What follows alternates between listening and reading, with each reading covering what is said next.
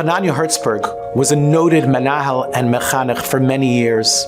He was one time driving with his Rebbe, Reb Shlomo Freifeld Zechrono Livracha, in the Catskills. They got to the town of Woodridge, and Reb Shlomo Freifeld turns to Reb Hanania and he says, would it be okay if you can walk into this bakery and get me a pastry and a coffee? I'm a little bit hungry and a little bit thirsty. Of course, Rebbe. Stops the car, he parks, walks into the bakery, gets the coffee, he gets the Danish, he comes back and he gives it to his Rebbe, and he notices that Reb Shlomo Freifeld is sad. Something is wrong. Rebbe, he says, is everything okay? And Reb Shlomo points across the street. There was a drugstore, and in the front window of the drugstore were magazines, and there was a few Yiddish boys that were looking at the front window. They were looking at the magazines. Reb Shlomo was beside himself. Reb Hanania turns to him and says, Rebbe, what do you want to do? He says, I want you to walk into the store.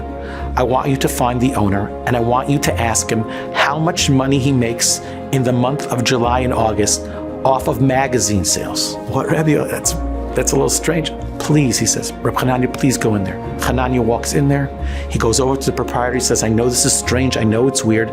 My rabbi's in the car. He wants to know how much money you make. What are your profits in July and August off magazine sales? The guy says, what? He says, please, it's for my rabbi. He says, okay. Makes a little cheshbon. He says to him, $150. The story goes back 40, 50 years ago, maybe more. He goes back to the car. He says to him, Rebbe, he said $150. On the spot, Rabbi Freifeld takes out a checkbook and a pen, and he writes out a check for $150, which by today's standards is probably $1,000. He says, go to the proprietor and ask him if he would agree to remove those magazines from the front window of the store, and I will pay him this $150. He'll have nothing to be worried about. Again, Reb Hanania was a little bit taken aback, but the Rebbe says you do. He walks into the store, he walks over to the proprietor, and he hands him the $150 check. And the fellow says, what's happening here? He says, my rabbi doesn't want the boys to look at these pictures.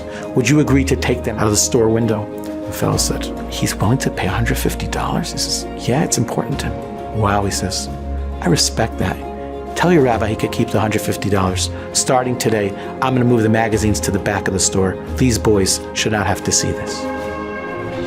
It's absolutely amazing and remarkable. Sometimes when it comes to Shemirat Enayim, we're concerned if we don't look, if we walk with our eyes down, people are going to look at us like we're strange, there's something wrong. It's not true. When a person does the right thing, particularly in the area of Shemirat Enayim, people just respect them.